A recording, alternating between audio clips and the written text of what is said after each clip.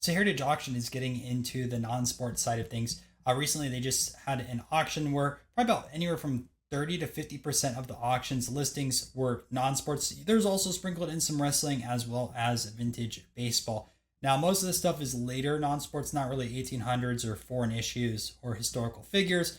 Stuff that I really know well. A lot more of your Marvels, Tops, later sets, and things like that. So we'll still go over the sales, but I won't be able to give as much insight as I typically do with some of those earlier releases.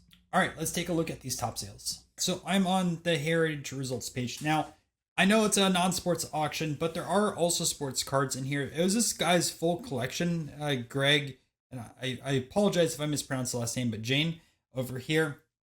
Now, probably about, I'd say a third to a half were non-sports. And you also have the fringe non-sports. Some people count wrestling as non-sports. Some people count it as a sport. Personally, as a non-sports collector, I count wrestling as a sport. I understand there's acting involved.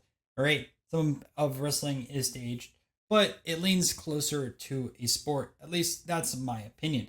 I'll still cover this wrestling sale and a few other wrestling cards in here, but let's start off with what we had over here. The 1940 Superman set. And full set over here, 72 cards, GPA of 2.3. And this sold for $13,750. Well, there's two cards you have to look for. Card number 1, card number 72, and then any high grade ones. If you guys watch my eBay top 30 sales for non-sports, almost every episode includes a Superman card, typically 1 in 72, and if there's a high grade copy of something else that's sold at that auction. So let's look at card number 1. Let's see how nice this one looks. And this is a very clean copy of it too.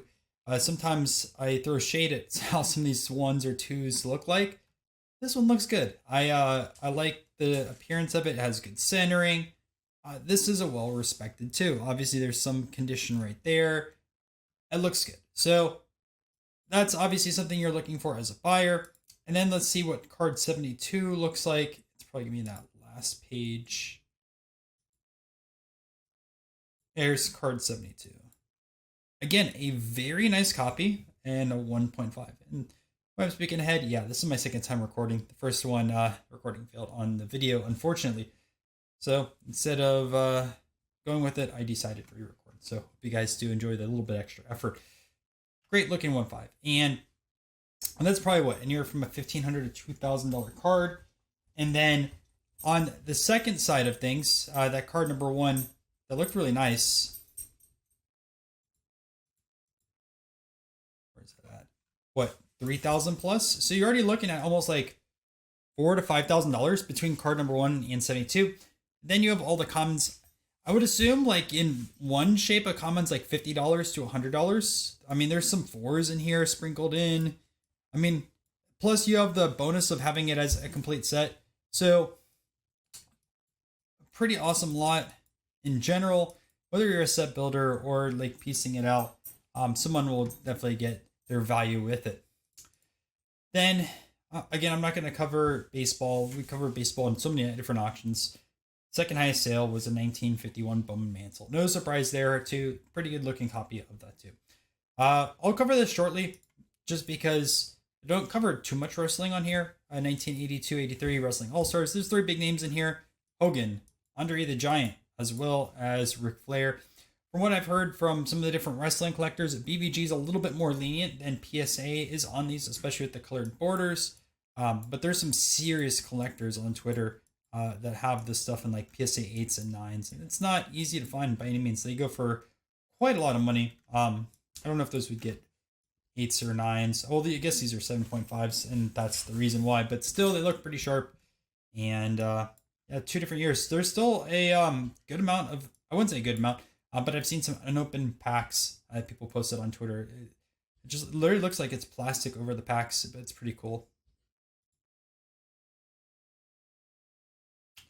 Up next, 1966 Batman. I believe Heritage was the one that sold the full box as well. But we have 2 over here. We have Robin over here, which is a 6, and then we have Batman, which is a 5. Both very clean copies on these over here. Just taking a look, both of them. And those sold for $3,000 with the full set. Then let's scroll down a little bit more on this side of things. We have 1957 Moon Space set of 88 sold for $2,000. There's a few cards though that are pretty nice. So we have Sputnik in here. Then we also have a dog in space. Someone posted those in a vintage non-sports chat I am, and you can see Sputnik again. A few different Sputnik cards within that set, but Sputnik took over the world when that happened, man. Big news story, and pretty iconic set. This one I know quite a lot about, 1933-34 Chickle Skybirds. I actually have this Earhart over here in like a 2, I think, or a 2.5. And then over here you have the Red Baron, then you have Charles Lindbergh, but you also have a second Lindbergh in there, which is the Spirit of St. Louis over there. Not as popular as his full image right over here. Now, condition-wise, this Earhart, what looks like a 3, I can't tell what's there, like if that's the corner that's peeled over. I'd say 2.5 to 3.5-ish. So you're looking at maybe $300-400 there. I haven't paid attention to our prices recently. Then over here, Baron sells pretty well.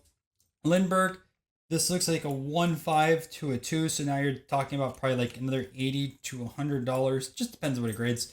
Orville Wright doesn't go for as much as you would think, but he has a lot of earlier cards. But still sells for $30 plus on there.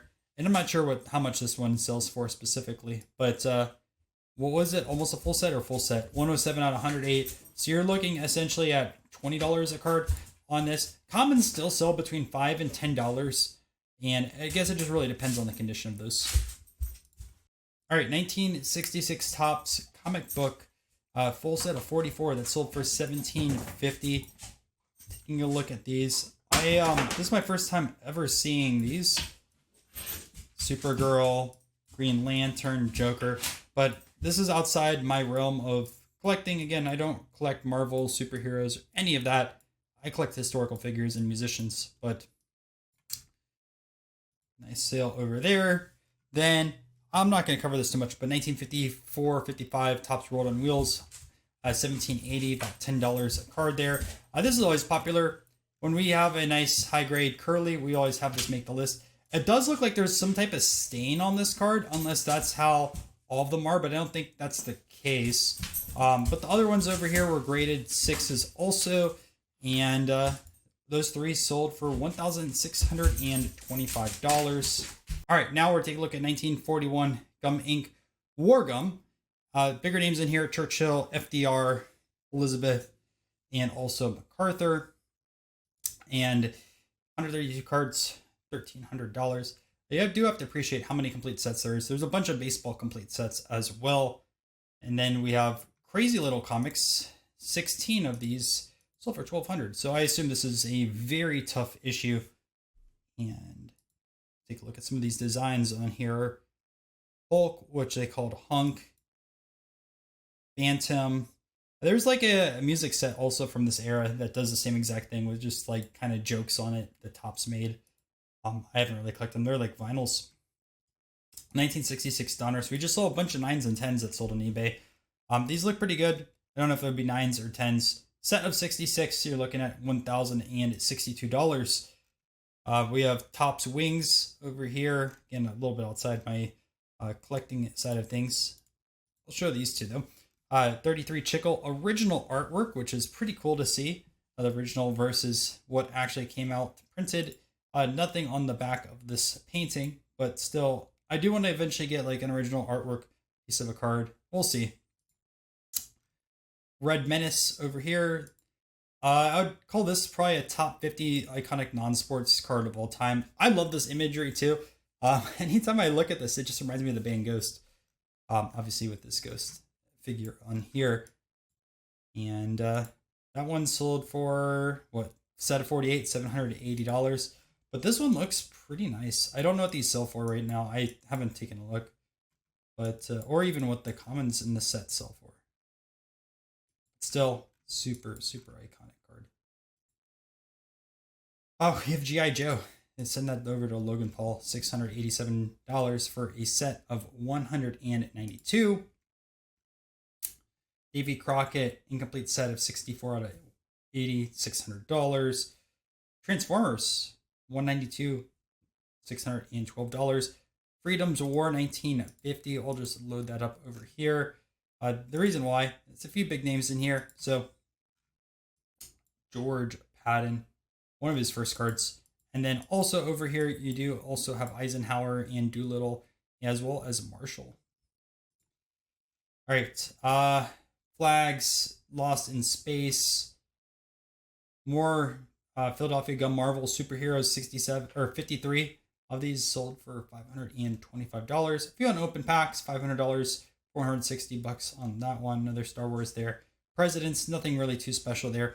There was a few Parkhurst. If I was going to bid on the auction, I would have gone after some of these Parkhurst because there's some I still don't have. These are printed in Canada. Oh, I know Parkhurst Wrestling. But over here, this one has the Bronco Nagurski, which is a bigger name. Luthez, as well as another bigger name. Buddy Rogers, big name too. So someone was able to pick this up for $425. I think that's a pretty good buy on that side of things. 121, even just selling the commons. I wish I bid on this. I knew about this auction before it listed, but I did not pay attention. There's so many auctions to watch out for. Plus, I'm saving some money right now. I just picked up a Romley Walter Johnson. But here's another Parkhurst on that side of things. There's 2 pages worth of stuff. We'll just quickly skim by. There wasn't much, not pre-war, but like 1800s historical figures, stuff like that. More your classic non-sport sets. Promo cards, group of 12 for baseball. A 1950 through 92 politics religious lot. Well, I actually loaded up that one. I'm curious what's in there. 59 group of 137 cards sold for $174. Probably not a bad deal. Also, I mean, you have the Frank Robinson right there. Eddie Matthews, bigger name one too. Cepeda, Wilhelm Roberts, not bad. An open box. A 7 Ozzie Smith. Ooh, that was a pretty good deal. 1984 Fleer update. Complete set of 132. That was a nice deal. I mean, I'm pretty sure the Roger Clemens is well over $100 card in itself. 79 through 87 sets, group of 9. Ooh, again, pretty good buy. Some from this Spaceball stuff. I'm not gonna go through all these, but let's look at this one. It doesn't really have everything in there. I guess that was the lot. But that's cool seeing the Heritage is getting into the non-sports side of things and had almost a dedicated auction to it. I mean, I wouldn't say fully dedicated because there's other stuff in there. But I do hope they pick up some historical figures and things like that. There's some stuff I'm still chasing. And I know it sold in Heritage's site like 10 plus years ago. And maybe they'll be able to source that because I would like to have that into my collection. Anyways, hope you guys enjoyed this video and I will catch you in another one.